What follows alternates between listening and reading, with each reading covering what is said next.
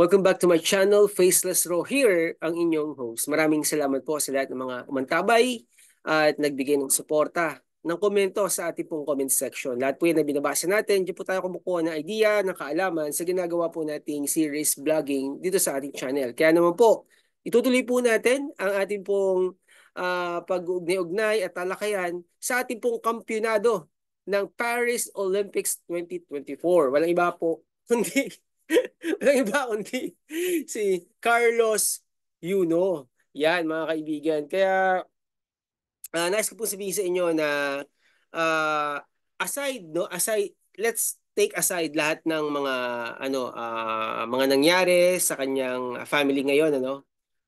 Kung wala lahat yun, ano, di natin narinig, di ba? Ano, sa totoo lang, sobrang bilib ako sa bata na to. Okay, so kahit naman na may mga ganyang nangyari sa kanyang nanay, yung relationship ng mother and son at ng sa family nila, saludo pa rin ako sa batang to kasi lahat naman tayo, kung merong improvement sa buhay natin, I believe that the biggest improvement, no? The biggest room is the room for improvement. So, nag-i-improve tayong lahat. So, kaya wag nating ipuput down tong ating kampionado na to kasi marami pang mararating to. At naniniwala tayo na may mga instruments, no, na magiging maayos din sila ng kanyang nanay, di ba, si Nanay Angelica. So pakinggan natin sino ba tong pwedeng maging instrumental na magkaayos sila. Ako naniniwala ako na magiging instrumental na para magkaayos yung nanay at yung anak, syempre si Angelica at si Kaloy, ay yung tatay, di ba? Pakinggan natin to, guys, ha? Ang ganda ng heart talaga ng tatay, no? Talagang okay.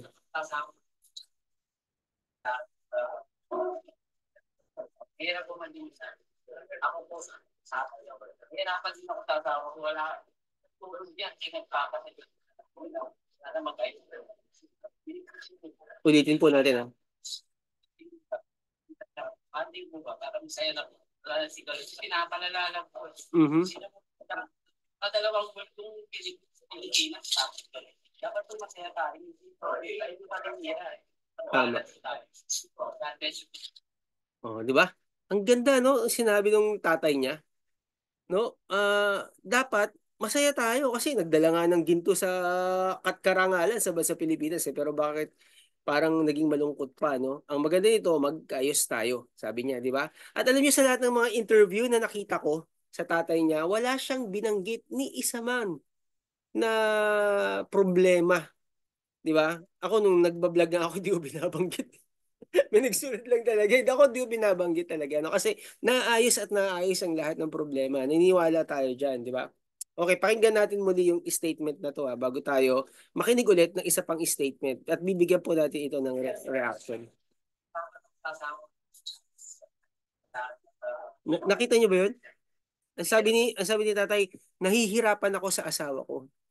'Di ba? Andun yung ano, ako naniniwala ako na itong family to na ito ay maganda, no? At dahil may tatay, may haligi ng tahanan na talaga namang nag-aalaga sa kanyang pamilya. Kung meron mong mga hindi pagkakaunawaan, naniniwala ako na naayos naman lahat 'yan, eh.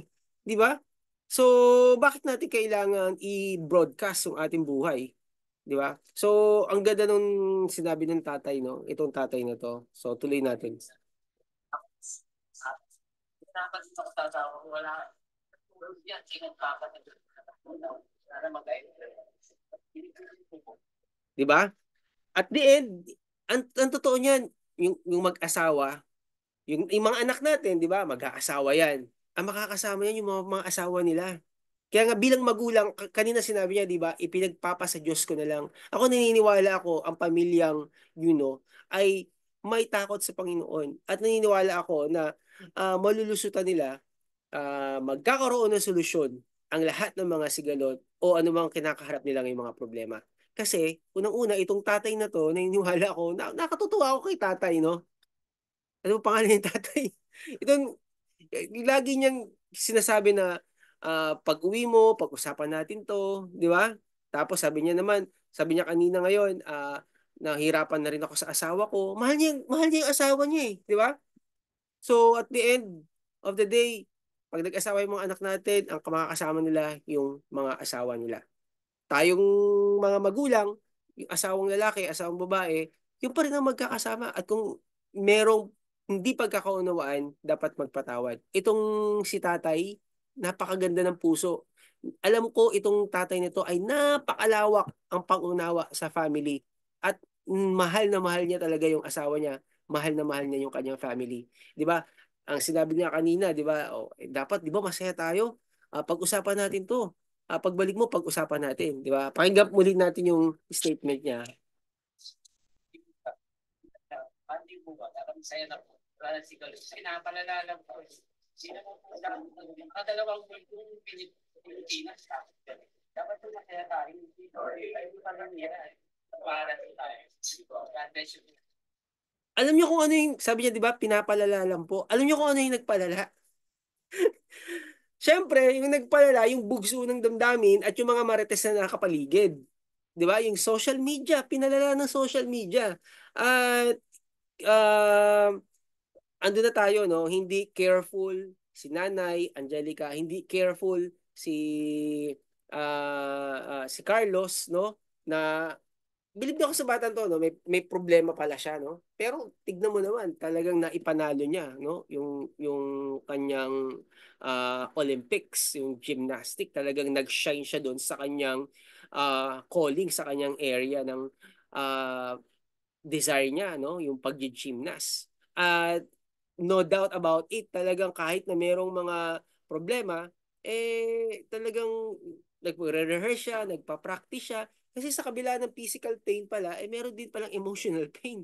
Pero lahat ng ito ay napagtagumpayan niya. Bakit? Kasi nakuha niya yung gold. At hindi lang isa, dalawang gold. Di ba? At ang dami niyang mga pabor at mga prizes, no, mga premyo na natanggap niya, pera, 'di ba? Kondo na upgraded, tapos ang dami pang mga nag-aalok sa kanya ng mga commercials, nag-aalok sa kanya ng mga restaurant na free, no? Ang alam ko, nakita ko yung Vikings Unlimited, meron ding Mang Inasal at iba-iba pang mga pabor na dumadating sa buhay ngayon ni Kaloy. Kaya sana itong pamilya na to ay magkaayos. Bakit? Kasi may isang tatay na ginagamit ang Diyos na para magkaayos yung kanyang family. At saludo po ako sa inyo, tatay. Yan po ang totoong tatay. Hindi niya pinagalitan sa social media yung kanyang anak, no? Pwede niya pagalitan. Anak, bakit mo naman ganun yung nanay mo, di ba? Hindi niya pinagsabihan sa social media si Kaloy. 'Di ba? Bagkus ini-encourage niya. Sila dalawa yung nag-uusap actually, 'di ba? Meron nga doon sa statement na binasa natin, no? Sabi doon, go for gold. Nag-uusap sila magtatay, no? Pero doon sa nanay niya, nga may problema sila. Hindi nabanggit ng nanay na kinongratulate in-encourage, no? In the first place hindi niya in-encourage si Kaloy na go for gold. Nung para meron pala mga ganung problema, no? At hindi ko binabanggit kung ano yung problema, pero alam ko napakinggan nyo na yan sa mga social media na wala naman talagang lulusot, no? Sa mapapakinggan at mapapakinggan ninyo. Pero ang point ko dito, hindi na dapat talaga pag-usapan. Uh, family problem yon, ipag-pray natin sila at malagpasan nila lahat ng ito. Dahil bata pa si Kaloy. Sa mga darating na panahon ng mga Olympics, naniniwala tayo na mas marami pa siyang pwedeng ipasok. At magbigay po siya ng karangalan sa mga Pilipino, sa mga atletang Pilipino, magbigay siya ng encouragement sa mga kabataan na naghahangad na magka-gold din. Di ba? Dito sa Olympics, no? Hindi ko alam kung kailan ang next na Olympics, 2028 ba? Okay. Tignan naman natin tong ano na to, no? Isang vlogging na papakita ko sa inyo. Ito, tatay pa rin ni Kaloy. Natutuwa ako kay tatay, no? Saan ba yun? Ito ba yun? Okay. Higit pa pala sa problema sa training, Yes. kinailangan isang tabi ni Carlos Yulo para makatulong Ayan. sa target niyang medalya sa Olympics. Kinumpirma ng kanyang ina ang tampuhan nila ng anak. Pero masaya raw siya sa tagumpay nito. Nakatutok si Sandra Aguinaldo. Guys, pakinggan natin yung tatay, ha? Sa ilang beses na pagpapasalamat ni Carlos Yulo para sa mga tumulong sa kanyang makamit ang kanyang 2 Olympic gold, laging special mention ang ama niyang si Mark Andrew. Malaman niyan, gayon din ang sagot ng ama sa unang shout-out ni Yulo. Congrats na, love you too. Sana usap-usap tayong family. Matapos na yung ano natin. So, hindi naman masyadong problema na hindi naman totoo. Sana mag-usap-usap tayo, mag-banding tayo, magbalikan na lahat. God bless you and congrats na. Labang Pilipinas. Maingat ang mga salita ng ama, lalo't ng panahong ito, may natitira pang laban si Yulo. Pero sa social media, may mga ingay at spekulasyon kung ano ang nangyayari sa pamilya Yulo. Sa panayam sa ina ni Yulo na si Angelica, kinumpirma niyang may tampo siya sa anak dahil sa ilang nabanggit umano ni Kaloy kaugnay ng pera. Yung tungkol sa... Ayan, sinabi na. Ayoko sanang ibang, ano, no? Ko, Pero andyan na, no? pinaldas sa luho ko. Sinabi ko sa kanila na walang halong katotohanan lahat. So kung sa ano ni Kaloy sa perception niya meron, sabi ko nga sa kanya, willing akong maglabas ng mga evidences, ng mga deposit slips na meron ako ngayon. Masama yung loob ko, parang syempre no, andun yung pain na parang sabihan ka ng anak mo na magnanakaw, na parang gusto ko sabihin, asan yung ninakaw? Na ganun pa rin naman kami tulad ng dati, nung hindi pa siya nagkakapera, nung nagkapera siya, walang nagbago sa lifestyle namin. Gayunpaman, sinabi ng ina na masaya siya para sa tagumpay na nakamta ng anak. Siyempre, no, ano niya yan pangarap niya yan So, sabi ko nga, nung nag-uusap kami, kung manalo siya, good for him. Nag-paid off lahat ng mga sacrifices. Kung magkakayos pa sila, sabi ng ina ni Yulo, depende yan Kasi kung ako yung lalapit, hindi ko talaga gagawin. Especially now sa mga nangyayari, baka mamaya sabihin ako na porket nanalo, na parang, diba, na parang, after kami sa pera kasi nanalo. No. Hinihinga namin ng reaksyon si Yulo sa mga sinabi ng kanyang ina. Para sa GMA Okay, guys. Integrated News, Sandra Aguinaldo. Actually, itong napanood natin, late na to, no? Kasi nung sinabi ng nanay na ako lalapit, ang totoo niyan, umiyak po siya, no? Na-interview, nagpa-press con po siya. Ayan po yung nagkaroon siya ng press con, na broadcast niya ulit yung, ay nako, alam mo, ang hirap, ano? Parang hindi ako makahinga kasi parang nilunok nung nanay yung kanya mga sinabi. Talagang ang hirap pag humarap ka sa social media tapos may mga nag-i-interview. Minsan na-slip yung mouth mo eh. Minsan yung mga dahil sa inis mo, dahil nagagalit ka sa anak mo, syempre parents ka, may pride talaga, di ba? Pero alam niyo po ba na ano, naawa din ako kay Nanay Angelica. Bakit? Kasi nagpa-press con siya. Humingi siya ng sorry sa kanyang anak. Okay? Nung nagsulat po siya sa social media ng ganito, ganyan, etc. At hindi niya binanggit yung kanyang anak na si Carlos. Nagpahayag siya ng problema sa anak niya through social media. Sinagot yun lahat ni Kaloy. Okay? Di ba sabi doon kanina sa rep ng reporter?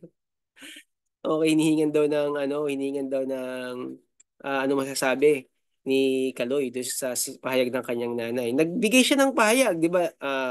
Napanood natin yung sa part 2 na vlog ko, nagsalita si Kaloy. Hanggang sa ano, no? Hanggang sa nagkiskisa na tong family na to. Ang pinag ang pinakamaganda talaga yung tatay kasi siya yung naniniwala akong gagamiting instrumental. Okay guys, papakita ko lang sa inyo. I don't know kung nandito, no? Yung sinabi nung nanay na sabi niya, 'di ba, hindi siya lalapit, no, pero umiyak po siya eh. At yung sinabi ng nanay ni Nanay Angelica, talagang direktang sinagot ito ni Carlos Yulo. Okay, hindi ko na makita no na nagpa-press con yung kanyang yung nagpa-press con si Nanay Angelica, no. Teka lang guys, hindi na natin makita kung asa na ba yun. Ayan. Alam mo, nakakaano talaga, no? Pag family na talaga yung pinag-usapan, no? Naawa ako eh. Naawa ako dito kay Nanay Angelica. Kahit na, alam nyo, sa totoo lang, ang magulang nagkakamali yan. Wala namang perfect na family. Walang perfect na magulang, di ba? Ang sabi doon ng Bible, di ba? Sa Ephesians chapter 6, igalang mo, teka, saan ba yung Bible ko ito? Para sigurado, di ba? Ang ganda ng sinabi dito, no?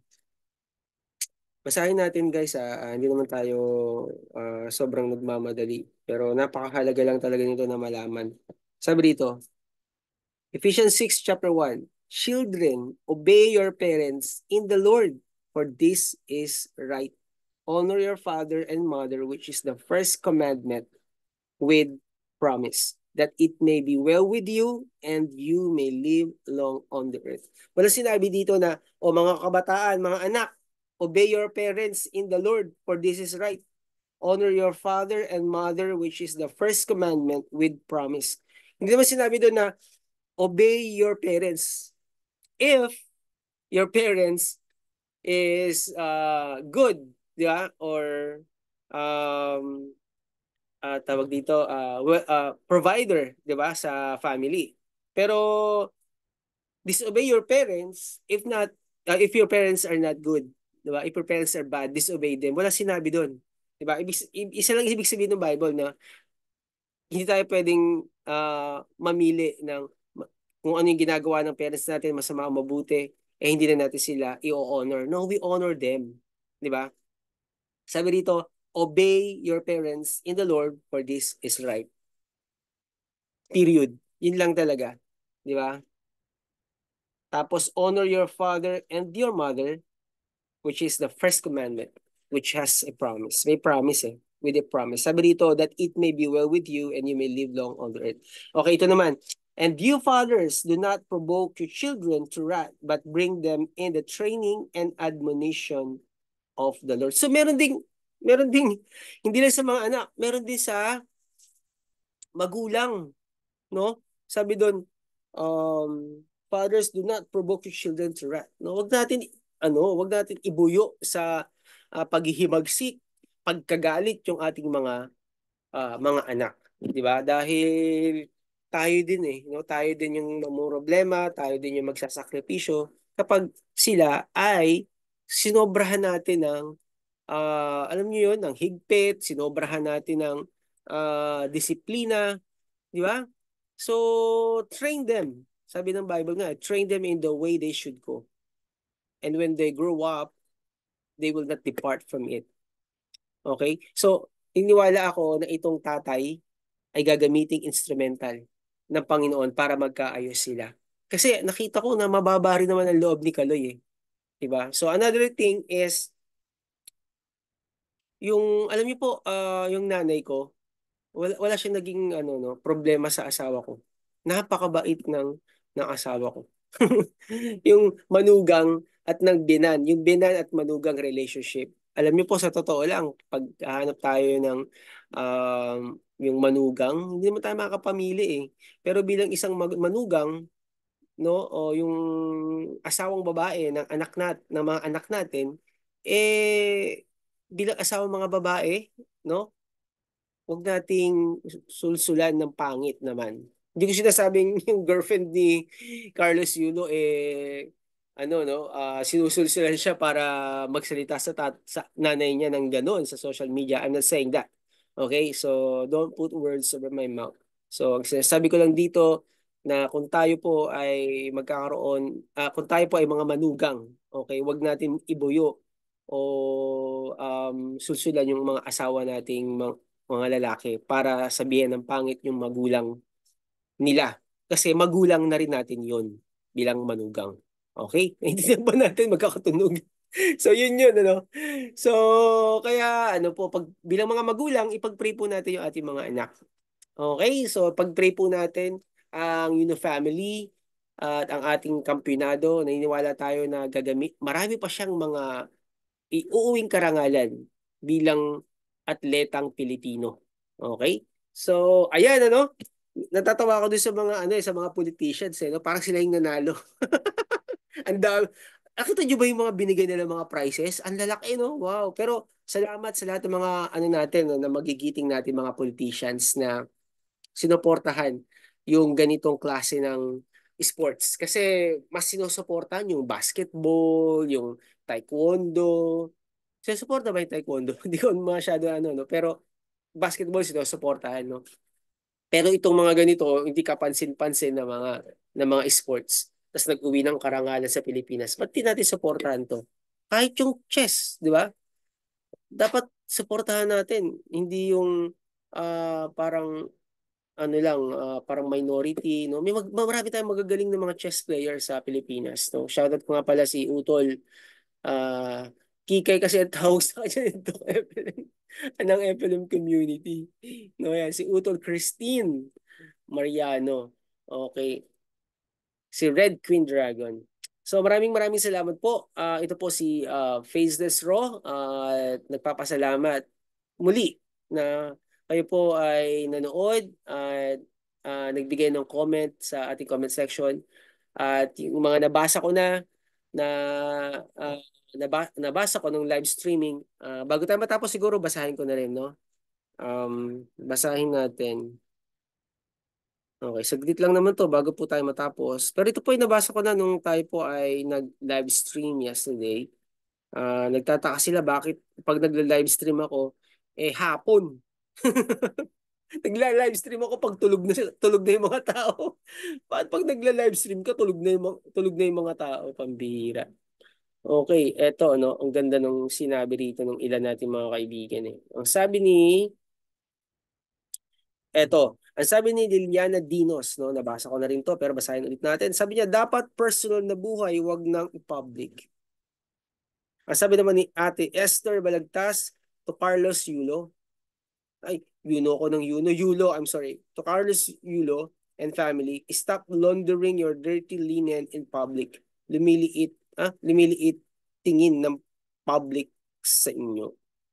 Tama naman, di ba?